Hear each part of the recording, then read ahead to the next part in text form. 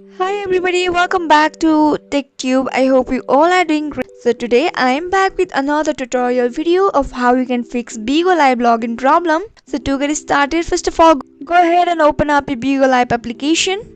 So once you open it, you'll be up here with the login homepage of Bigo Live. Now here what you have to do is just remember the method that you have used while login or creating the Bigo Live application. For example, I have used my phone number. So phone number is the most reliable way, I guess.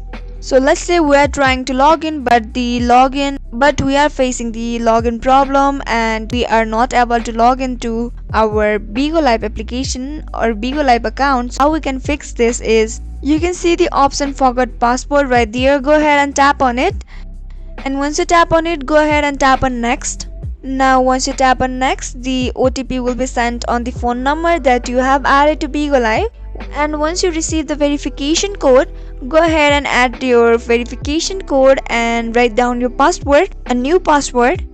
Now tap on done. Once it's done, you'll be redirected to your account, and this is how easily you can fix Bigo Live login problem. So if you found the video to be helpful and informative, go ahead and subscribe to our channel and also press the notification bar for more updates.